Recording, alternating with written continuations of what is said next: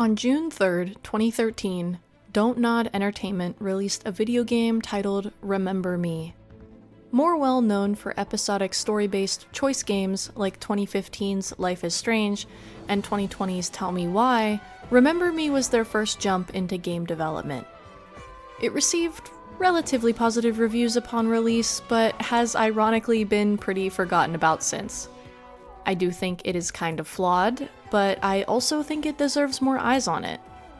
I also think this game is in need of a remake or even a sequel, though that will probably never happen. I truly believe that if this game were to come out today, it would be a huge hit. If they had just done a couple things differently, and maybe not released it so far ahead of its time, it would be remembered fondly today.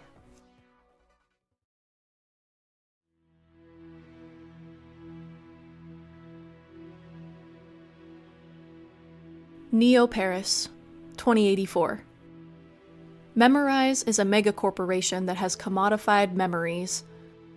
They've created this piece of tech called the Sensen, a weird little thing that I am assuming is inserted straight into your brain or something, and then you have this AR overlay as well as the ability to store, trade, replay, delete, sell, and buy memories. It's not really super explained, but I think that's okay. I'm honestly not a huge fan of when sci-fi feels the need to over-explain their concepts, mainly because it just feels like it's taking me out of the larger plot at hand. Sensen is just an extremely popular piece of tech that literally everyone has, and that's it. We start the game as Nilin, former memory hunter. We don't really get a definition of what this is, but you can infer. Now prisoner of Memorize. So much for church, state, and corporation, eh? I can assume that Memorize owns the government pretty much, especially the Saber Force, their own militarized police force. It's also implied that they may own the prison as well, the Bastille. Nilin is in the middle of a memory wipe and remembers nothing but her own name. She's led to a device that looks like a futuristic rendition of an electric chair, witnessing those before her get their memories even further wiped, and painfully, I might add. Before she gets to take her turn, however, a man named Edge speaks to her through her Sensen or something, again, not explained, and he tells her he has a way out for her. She barely escapes the facility, having a run-in with a scary tall robot, and leaps into a coffin to leave through the sewers.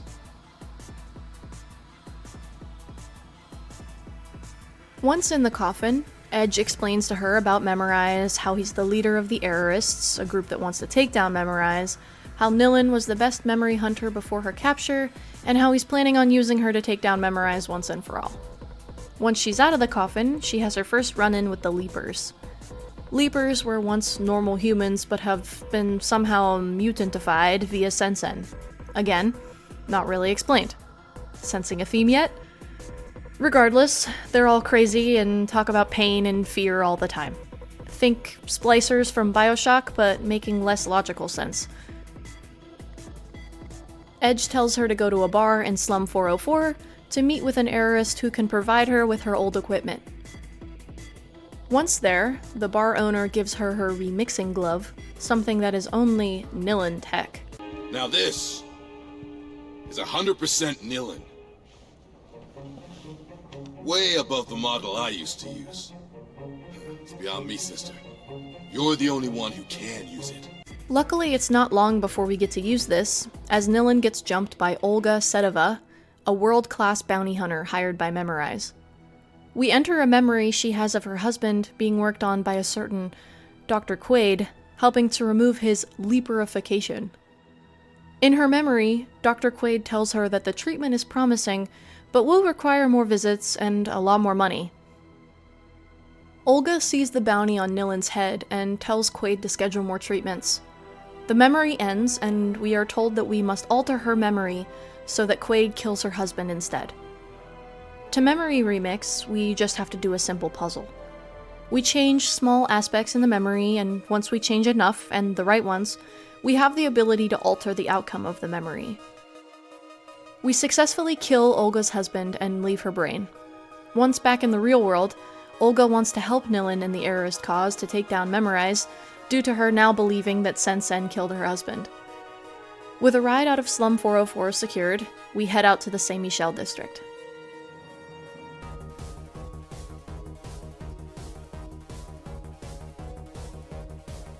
Edge sets up a meeting in the Saint Michel district between Nilin and her so-called biggest fan, a Mr. Bad Request. Bad helps Nilin to traverse through the district in order to reach an architect who has the schematics for the Saint Michel Dam. You never see or hear of her ever again. In fact, that happens a lot in this game. Be prepared for characters to come out of nowhere, be super important for maybe 1 or 2 scenes, and then fuck right off either through death or just going about their merry little lives. In this game, there's a lot of back and forth, lots of going back to previous areas. Yes, they reused a lot of assets, we'll get to that later. And Nilin just being bossed around by Edge, never really knowing what the plan is. The long and short of it is this. Edge floods the Saint Michel district to allow us to get back into the prison we just broke out of in order to get our entire memories back. There, we encounter the Madame, the prison warden who can absolutely fuck shit up, maybe even better than Nilin can. Nilin gets some, but not all of her memories back, while the Errorists still in prison do get all of theirs back, and now everybody is rioting. While we deal with that, Bad Request gets imprisoned and tortured by Dr. Quaid. A leaper named Johnny Greenteeth that was once a super smart doctor who absolutely fucking hates Dr. Quaid, yes King, and you, no King, destroys the Bastille and himself and Bad Request with it. Now, with nothing left but anger over Bad Request's death and empty spots in her memories, Nilin wants to go to Memorize HQ.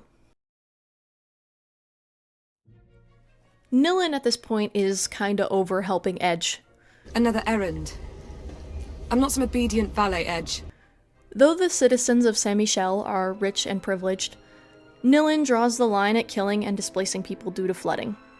Flooding also allows them to be perfect targets for the Leapers that have made their way out of Slum 404 due to the lowered water levels. Nilin's goal now is to just stop Scylla Cartier-Wells' Leaper reconversion project. Scylla is one of the heads of Memorize, along with her husband, Charles. The project is her idea to transform the Leapers into quote-unquote model citizens. Think janitors, Saber Force members, and the like, via memory wipes and stuff. Nilin's not doing anything for Edge, really. She just doesn't want any more people to suffer. Once she reaches Scylla, we come to the climax of the game. Edge tells Nilin to remix Scylla's memory of the most tragic thing that happened to her because it's made her an uber queen bitch.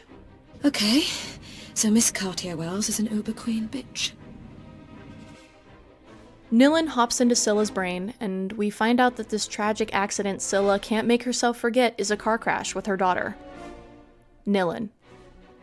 Nilin caused the crash. She's a child who just wanted her toy, let's not be rash now. And Scylla has hated the world ever since. We remix her memory in order for Scylla to be the cause of the crash, and then pop out being like, hey mom, what's up? And she's like, totally fine with it, I guess. There's no explanation of why Nilin left her family in the first place, why Scylla and Charles don't get the inkling that, oh hey, this world-class memory hunter who looks suspiciously like us and also has the same name as our daughter might just be our daughter, or why Scylla is just like okay now, because wouldn't she realize that Nilin just remixed her memory to make it her fault? You know, this game just has a lot of weird plot holes. Stick with me. Scylla tells Nilin that she loves her and orders all of her workers to go home and be with their families. Over the loudspeakers through Memorize HQ, we hear her calling off the reconversion project, and Edge celebrates while Nilin reels with the fact that Charles and Scylla are her parents. The voice acting of these two is great throughout the game, but it really shines here. Sorry about that little side note, I just really wanted to mention it somewhere. After Scylla, Nilin has to go to Charles next. Charles has created Monopolis, his own memorized utopian complex in the heart of Neo-Paris for the elitist of the elite. Once we reach Charles's lair, he just sits in a chair with pictures and videos of Scylla and Nilin spinning around him like an IMAX theater. Edge tells Nilin that Charles kept her childhood memories for himself due to his guilt. I do really feel bad for him as Nilin realizes that he did this all for her. The entirety of Sensen was created just to help his little girl forget the car crash. We hop into his memory and see the first remixing glove prototype, used on little Nilin. His goal was to remix her memory to make her think the crash never happened. Our goal is to trigger a memory bug so that Nilin dies. We get to remix the remix, which is kinda a cool gimmick I guess, and trigger the bug. We leave Charles's memory with him thinking he killed his daughter, and then we pop out and are like, "Hey Papa, stop it," and he gets it! He's like, "Oh yeah, you remixed the remixer," but Scylla didn't get it? I don't know. After that, he grants you access to H3O, the Sensen servers, to shut them down for good. Edge is practically losing his mind right now. The security system is impossible to breach. Unless... It is time! Unless both you and I authorize access. Together. Et voila! That's why you sent me to remix them. Only they could authorize access to the central server. Now it's your turn, sis, to finish the job! Again, his voice actor fucking kills it, and tells you we'll meet when this is all over. Charles gives Nilin her childhood memories back, and we use them to navigate the maze-like server room. We finally reach the end, and Nilin kinda just figures out that Edge is H3O. He wants Nilin to kill him, as he's full of awful memories. I do feel bad for him too, even if he's just a computer. He also probably lied about Nilin being the best, he just used her because of her connection to the Cartier Wells. Anyway, Nilin destroys him and that's it. That's the end of the game.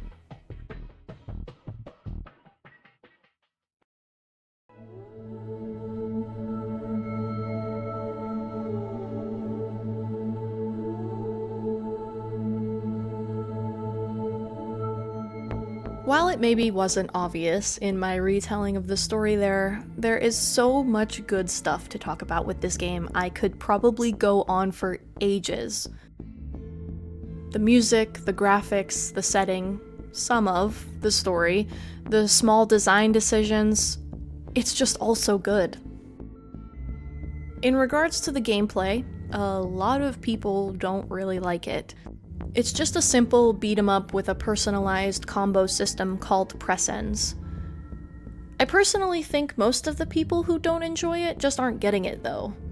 A lot of people that I've seen talk badly about the gameplay tend to just button mash or use the same 2 or 3 simple combos. Obviously, those aren't going to be as strong as bigger combos, so enemies take longer to kill, which can make the action seem tedious. I totally understand feeling like the gameplay loop is repetitive, and I agree with that point, but the gameplay itself is not bad and can be a lot of fun. Creating your combos with the type of press-ins you want requires you to kinda use your brain sometimes, especially if you're playing on hard. You have to think about which ones you prioritize more in case you get hit before finishing the combo, or if you just want your easy combo to heal you really quickly, and so on. Speaking of press-ins, the S press-ins are so much fun. Once you have enough focus to use 2 in quick succession later in the game, they help so much and are just fun power-ups to use. When you're able to hit those combos, especially the longer ones, one after another, the music starts to add more interesting elements, fading in and out of sounding cool to sounding even cooler. It's such a neat artistic choice, one you might not even notice immediately, but once you do, you want to hit those combos quicker just to feel like a badass. While I personally enjoy the gameplay most of the time, I recognize that it's a big drawback for many players. I think if they were to remake this game or make a sequel, they could even pull off some Tacoma-esque gameplay if they wanted to completely get rid of the beat-em-up stuff. That kind of gameplay would also work better with who they are as a studio now, but me personally, I'm not really a huge fan of gameplay like that. I do think even when the game came out, they had lots of different options for gameplay, and even though I enjoy it, I believe they chose one of the worst options. They originally wanted this game to just be an RPG, but Capcom made them remake it into an action-adventure to compete with other AAA games. Now that I got my defense of the gameplay out of the way, let's get to the meat of this, shall we? The art of this game. Between the design, the music, and the world-building writing, not the dialogue, we'll talk about that later, almost all of the artistic choices in this game are incredible. They were really cooking with the ideas here, they just couldn't quite execute them correctly. I think the world building is actually really interesting. I like the idea of messing with people's memories, and also like how it can be a tool for government control. I love when sci-fi fucks with the human body in some way and commodifies something that we as humans already innately have. It's scary to think about if it were to happen in real life. I think that the characters they created for this world could use some work, but the overarching plot is pretty okay too. Though I think its optimism gets in the way at times, Remember Me's story has depth and interesting elements.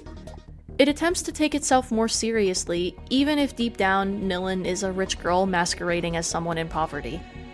Regardless, even with my gripes with the dialogue in pretty much any one of their games, I think they do tend to create some interesting stories.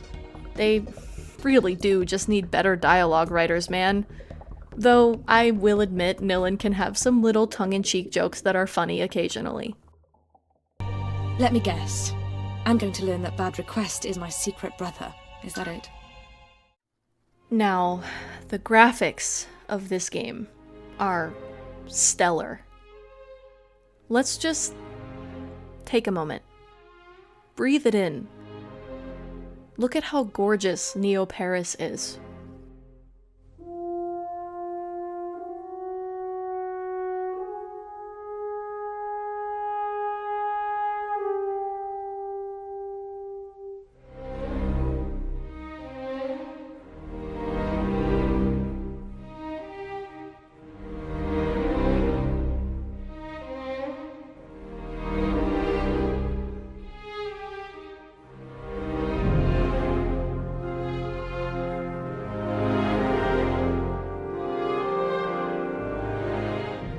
Now look at this concept art.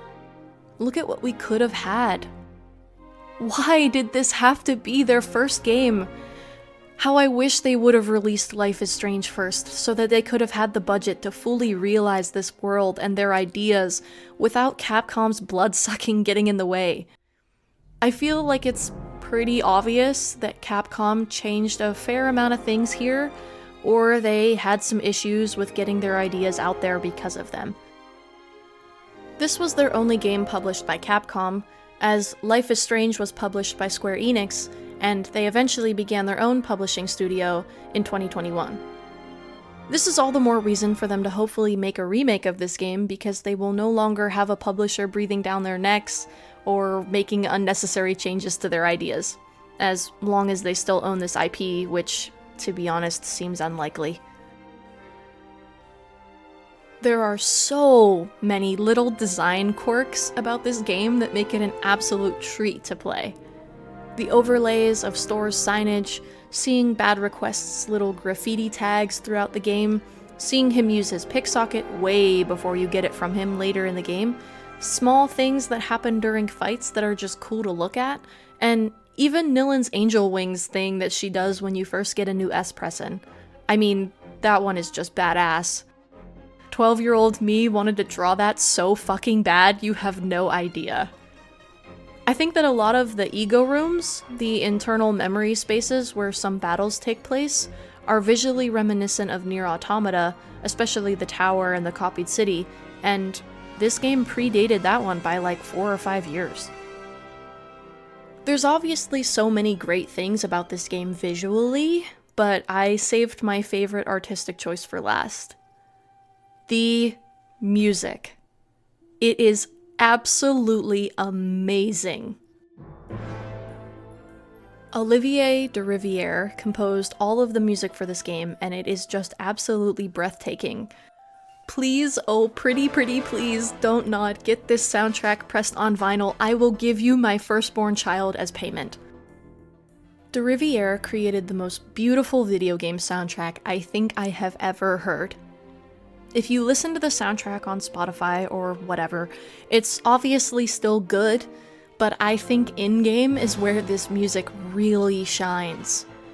Like I've already mentioned, whenever you're fighting, the music will start to add more layers and instruments as you complete more and more combos. Yes, who's going to feel something? You got me! I need to reload!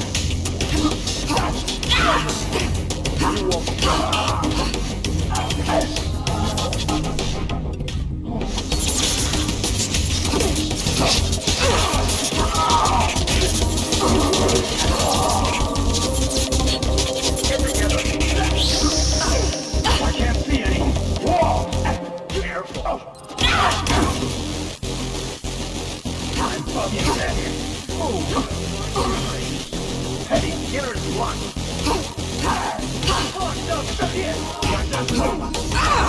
In your face. Get close.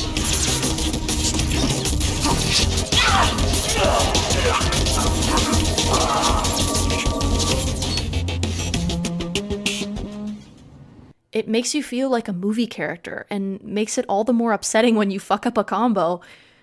There's little tunes and things that play throughout the game that you will never hear in the released version of the soundtrack.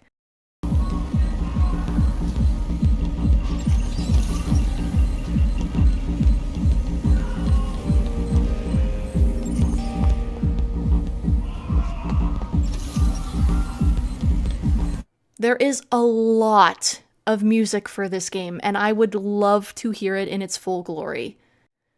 Madame's boss song is such a good example of the music really mimicking the setting of the game, with its more electronic and technological sounds layered on top of these pre-existing classical instruments.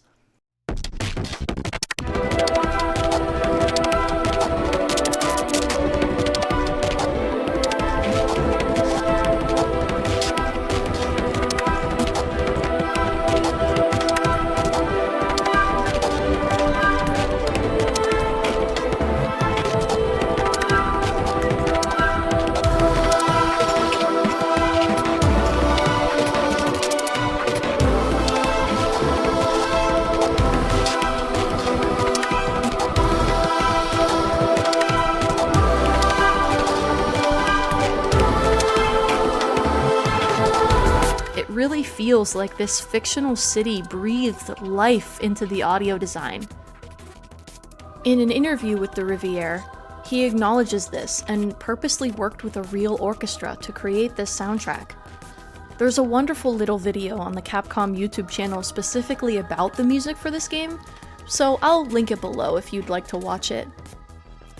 There are so many things I could go on and on and on about this game. I won't, obviously, but I want people who are watching this video, and also the team who worked on this game, if any of them watch it, to know that with my next two sections, I am coming from a place of extreme love and admiration. I recognize that most of the nitpicks I have with this game are small, and most of the rest are probably ones that were inadvertently caused by Capcom. This whole video is just me trying to convince you that this game needs a remake, of course, so I unfortunately have to go through the things that are not so good and would benefit from being remade.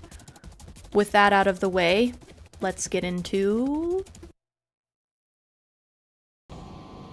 Bad!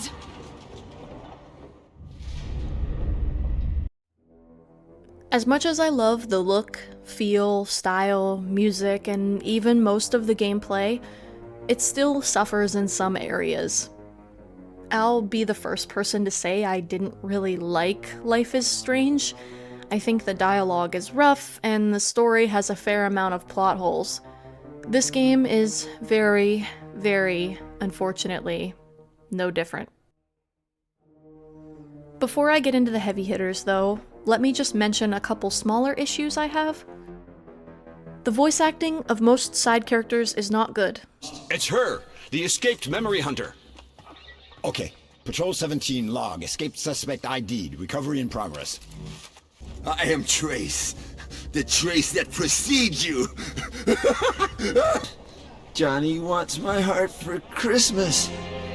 You know that, huh, Tommy? You errorists are shameless. Nilin, all these years and still choosing the losing side. We know each other! You were one of the best memory hunters ever. Big girl. Maybe the best. But you took a different road. And look where that got you. A criminal. Hunted. And a head full of holes. Hello, beautiful ladies. Time for your cavity search. I can tell that most of the budget went to graphics, and again, if I didn't praise it enough already, I appreciate that. I will say though that Nilin and Edge's voice actors are really good, and honestly that's all that matters. A couple lines here and there that maybe sound a little goofy isn't enough to raise a stink over. Sorry about your bow, Tommy. You be careful, Nilin. There's a storm brewing, sweetheart. You don't let it swallow you up! While I think the larger plot at hand is interesting, I think the game really drags plot-wise sometimes. The whole Kid Christmas BS has nothing to do with anything. And you start in Slum 404, go to Saint Michel, then go back to Slum 404, and then finally go back to Saint Michel, and it's just really, really dumb and a waste of time. I realize they probably needed to reuse assets to save time and money, and I do really enjoy the way both of these areas look, but I still wish we could see more of this city that they fleshed out so much in their minds. All the more reason for a sequel or a remake to be open world, huh? An extra, off that last point, this game really suffers from its length. It's too short for us to care too much about any characters, really, especially ones like Bad Request, whose death is supposed to be upsetting, but we don't really know him that well. Hell, neither does Nilin. In terms of bad gameplay, this game does have quick-time events, more times than I'd like. I recognize they're a product of their time, but I've never really been very good at them, and in this game they happen typically right before you're about to kill a boss or a boss equivalent. If you fail, they regenerate a little bit, and you have to get them back down to the finishing blow level. It sucks, and it's not fun. In regards to those boss fights, Dr. Quaid's quote-unquote boss fight really fucking sucks. It's multiple waves with the different enemies you've encountered throughout the game, and if you die, you restart all the way back at wave 1. It wouldn't be that bad if those damn reconversion leapers weren't invincible to the S-Press and Sense and DOS, the stun ability. You can't stun them, and they follow you around like little dogs, not allowing you to actually target the guy you want to target. The last thing I want to mention gameplay-wise is that we practically do Johnny Greenteeth's boss fight twice, almost immediately one right after the other. You fight Johnny immediately after Dr. Quaid's shit show of a fight, so it's better to just die immediately and respawn at the beginning of the Johnny fight with full health. Johnny can teleport around and you have to use the Sense and DOS to get him to hold still, but you still have those damn stun-resistant leapers following you around so you can't get a good combo on Johnny. After you finally defeat him, you head off to Monopolis to get to Charles, you fight some normal enemies in Monopolis for a little bit, do 1 or 2 puzzles, and then you're in another boss fight with 2 leapers whose whole gimmick is that they function just like Johnny. It's stupid, it's somehow worse, and the QuickTime events to finish them off are the exact same. I hate it. Now, if all that wasn't bad enough, let me get to this game's cardinal sin: the dialogue. The plot writing is pretty good.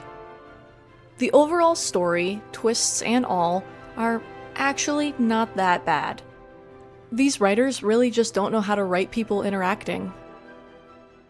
They also don't really know how to write a character and stick with that characterization, as people will say one thing in line with their previously known character, and then do something completely different. A small example I have of this is Edge/H3O at the end of the game. He says he wants to die, which I totally understand, but then wants to put up a fight? He says that Nilin is realistically the only person who can fight him, but yet he wants to destroy her? I don't get it. There's a couple other small things that people say that don't really make sense on first listen, and you kinda have to do some mental gymnastics to understand where they're coming from most of the time, but a lot of those are small nitpicks, so I won't mention them. The best dialogue/character writing issue I feel comfortable ripping into is Nilin. This girl is a treat. She tries to be funny sometimes, but it's just got that classic DONTNOD awkwardness seeping out of it. At one point, she's gonna steal the memory of this absolute prick of a captain who is obsessed with Little Red Riding Hood metaphors for some reason. Oh my, Nilin. What small, blunt teeth you have. But before she does it, she says, "This Little Red Riding Hood's got a basket full of kick-ass." I mean, come on, this shit writes itself. This little Red Riding Hood's got a basket full of kick-ass! Additionally, she cares so much about Bad Request, who is just a fumbling nerd who simps for her so hard. She doesn't even know his real name, so every time something happens to him, she yells "BAD" in her goofy little British accent, and it's so good, I love it. Speaking of Mr. Bad, she claims she cares so much about him. You go on this mission through the prison to stop Dr. Quaid for Bad Request's sake, pretty much. Let's get this straight. I'm doing this for Bad Request, not for the cause. Kill Quaid and Johnny Greenteeth just to save him, and then the building starts exploding and Nilin leaves him there? Girl! She could have easily opened one of the coffins and tossed him in too, or she could have thrown them both in one, but instead the game feels the need to make Nilin feel sad over his death, so he dies in such a stupid and unnecessary way. There's also these little reflective moments in her ego room that she has throughout the game at the beginning of each new chapter. She talks to herself, thinks about what she's gonna do, stuff like that. Once she learns of her quote-unquote crime that put her in prison, she says, I pushed a man to suicide. What else have I done? Worse? and, like, girl, yeah. At this point in the game, she's killed this stupid fighter guy named Kid Christmas. She's killed I don't even know how many Leapers, which she can't decide if she feels bad for them or not, and ACAB, but like she's also killed a shit ton of Saberforce guys. We, the players, don't know anything about the guy who she pushed to suicide, so where's the line drawn, Queen? Also, not someone that she killed, but is remixing Olga's memory to think her husband is dead just so you can use her as a means to an end, okay? I don't know. Nilin seems to think it is, and I guess I'm the weirdo for thinking too hard about the morality of it all. In regards to the ending, there's really only two things I want to mention. The dramatic-ass slow-mo fall that takes literally 40 whole seconds to finish makes it so obvious, at least to me, that this game is made by the same people that made Life is Strange. And boy oh boy, that final cutscene dialogue is something else. This game loves to just quote people and be pretentious a lot of the time. None of this is new information, but the random quote Nilin says and then just everything she says after it makes no sense and feels so anticlimactic. A friend once said, "The memory of a single man is a fortress, more complex than the vastest of cities. But we invented a key to the fortress. There are no secrets anymore." My friend's name was Edge. Born from the sense and abuses, he was the first to understand that we were all floating adrift. Edge died to remind us that some intimate doors are not supposed to be opened, and that suffering, like painful memories, is just part of life. I personally think this game could just end at H3O saying, "Remember you soon," but that's just me. Adieu, Nilin. Remember you soon. Also, small, stupid nitpick, but she says, "I'll never forget him." The last line of a game called Remember Me is I'll never forget him. You guys really couldn't just write, I'll remember him, I hope he remembers me too, or something? Guys, it was right there! Regardless, it's really just the janky dialogue they have that taints a lot of the game for me, not even just the ending. It's not awful, just kinda childish and dumb sometimes. The game is still very enjoyable, and even some of the bad dialogue, like Little Red Riding Hood's kick ass, or the constant bad reminders, are just silly and goofy and not actual negatives. If we're talking real negatives, oh man, do I have a treat for you. What you brush your hair with? A grenade? If it's one thing this game definitely isn't, it's ugly. You can obviously tell this game was competing among the likes of AAA titans GTA and The Last of Us due to how well these graphics have aged. It has some flaws here and there, sure, but overall it still looks great, especially for the time. No, the ugly things about this game are as follows. The 3D animated cutscenes are such a low resolution that it's jarring, and the additional media written for this game is so bad I want to scream. Let's get the cutscenes out of the way first. Yeah, they're not great sometimes.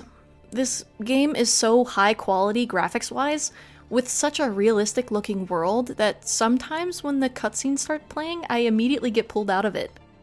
I don't really know why they look like that, and I've tried to change it, really. But it's not that big of a gripe, so, like, whatever, I guess. The books, though? Oh boy. Scott Harrison was commissioned by Capcom, I'm assuming, to write a prequel book for this game. Remember Me, the Pandora Archive. It is not good. It cost me $3.21 and took me 2 days to read 115 pages because it is that boring. I was expecting to learn a little bit about Neo Paris, maybe about how Nilin got put in prison in the first place, considering this book takes place in 2082 and is a prequel after all.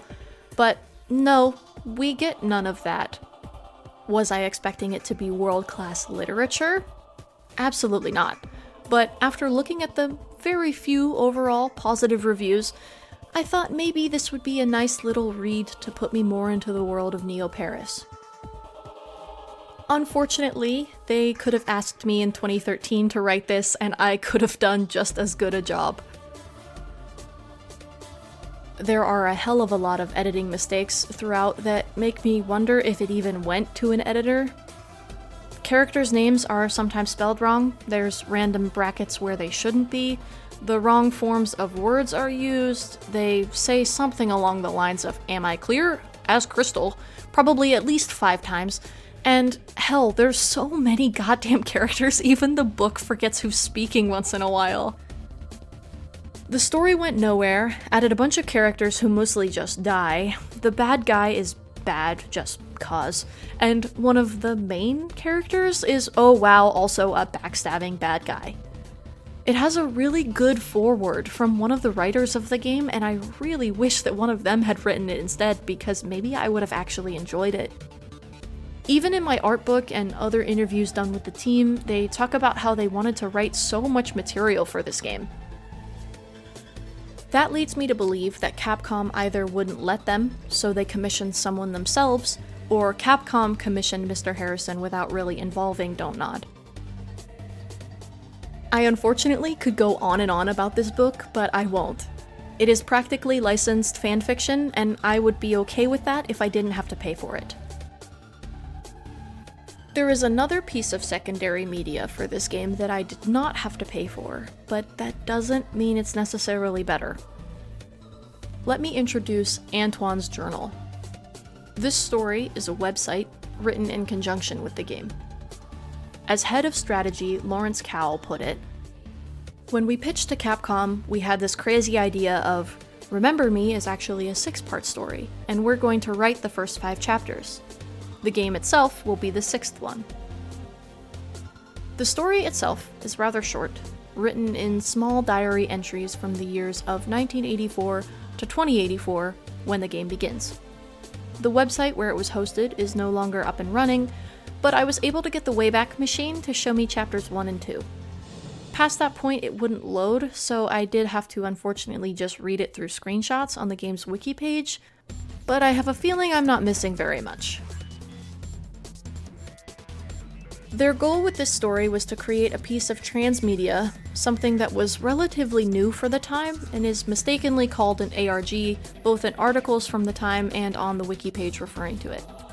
It is simply a story written in a rather boring way with a unique presentation. It features video, clickable elements, audio logs, and even some hidden things to unlock, as well as Facebook and Tumblr connectivity, though like I said, the website is no longer up, so I couldn't utilize those elements. In regards to the actual story, man, it's about on par with the Pandora archive, though not nearly as long. There's so many things that are contradictory, it leads me to believe either Capcom really had a heavy hand in changing the game's story, or the game's writers did not write this like they said they did. There's just so obviously something wrong. I don't want this video filled with extraneous info, so you're not getting a synopsis. Let me just talk about the plot issues and contradictions.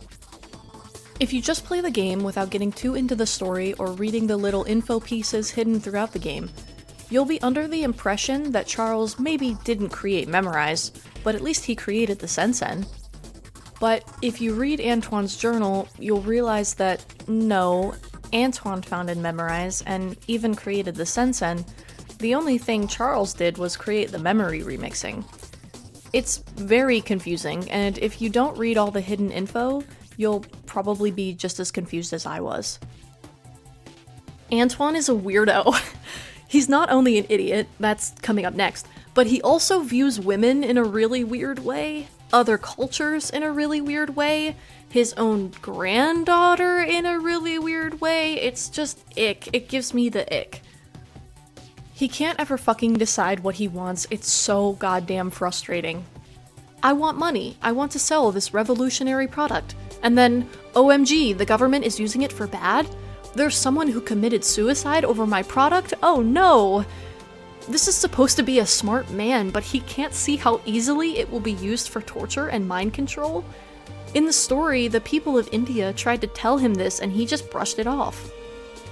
He purposely moves to Slum 404 once he's made all his big boy tech money to teach people about the dangers of Sensen, and then gets upset when the poor people realize they're being exploited and he's inadvertently causing another revolution. The dates aren't fucking right. In 2080, Nilin is a child following around her dad staring creepily at her grandpa, but 4 years later she's a mid-20s terrorist? Make it make sense, and worst of all, it ends just as cowardly as the Pandora archive. It says nothing. It does nothing but confuse me more, contradict itself, make me feel less bad for Charles, and makes me feel real icky with how it handles women, revolution, poor people, and other cultures. There's technically 3 more secondary medias. Yeah, I know, holy fucking shit, there's more. But I'm not gonna talk about them. One is my gorgeous art book that may or may not have been translated poorly. Another is an out-of-print 10-page comic that I couldn't find a PDF of, and I'm not about to spend even more money on it when we're 0 for 2 right now. And the last is a Tumblr blog that's pretty much just a worse version of Antoine's journal with additional pretentious quotes. All in all, this whole section is pretty much about stuff I didn't even know existed until I started researching and writing for this script. It was a colossal waste of time, but I'm glad I did it. I think if it were just all written better, it could have helped this game get off the ground even more. Doing promotions using social media isn't a new concept, but back then it was cool to see something like this. Especially for a cyberpunk tech dystopia kind of game. I really wish they could have done better, but I am still able to enjoy the game, even with this knowledge I wish I didn't have.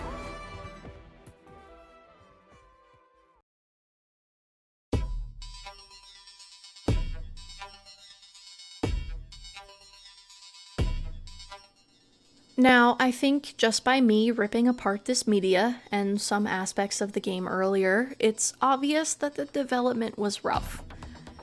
If I haven't shit on them enough already, I do think Capcom really fucked this game up developmentally. Now, I don't know this for sure, so it is all alleged, but I feel like it's pretty obvious that the final product of this game isn't exactly what DONTNOD was hoping for. It originally was acquired by Sony to be a PS3 exclusive in its RPG state, but they eventually dropped it in 2011, causing Capcom to get their grubby little paws on it instead.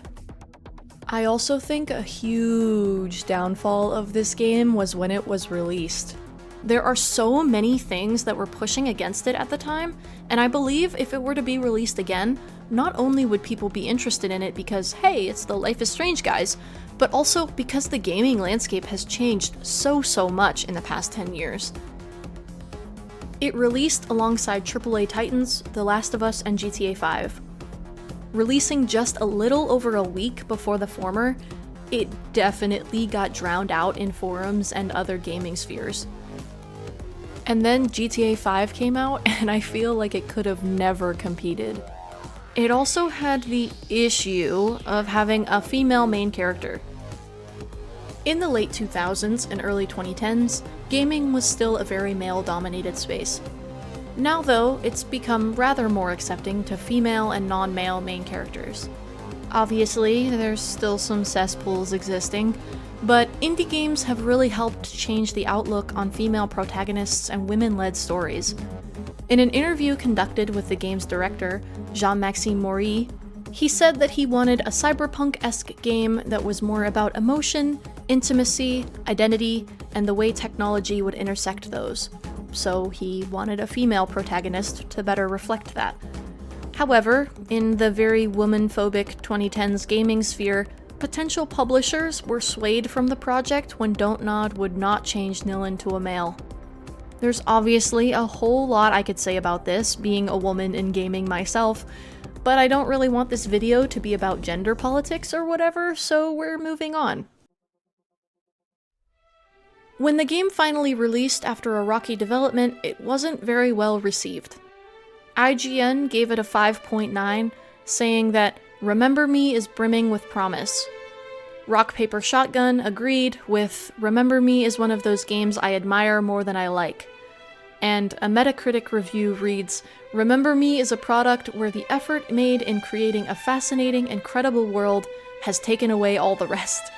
Audio and graphics are stunning. Unfortunately, the game is not."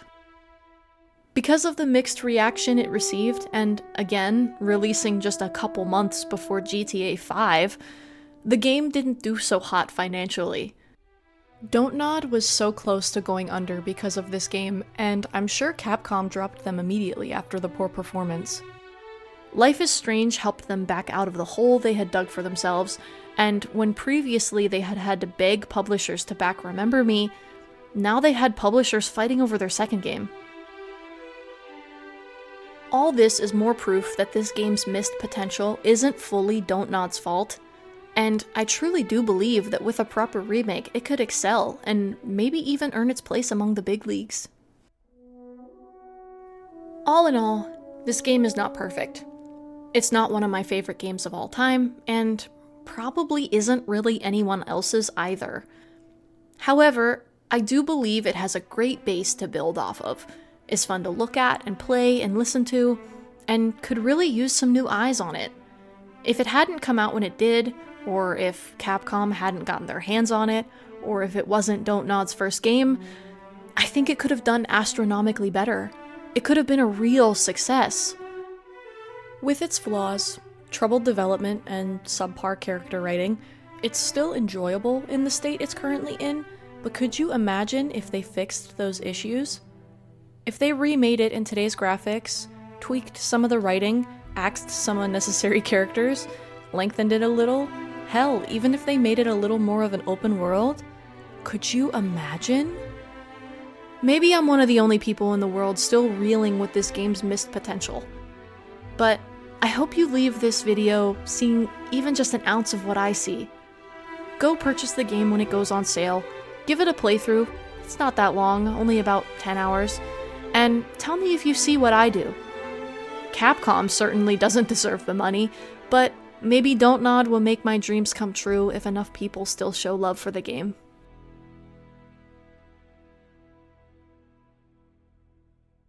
The name is Millen. This time, you'll remember me.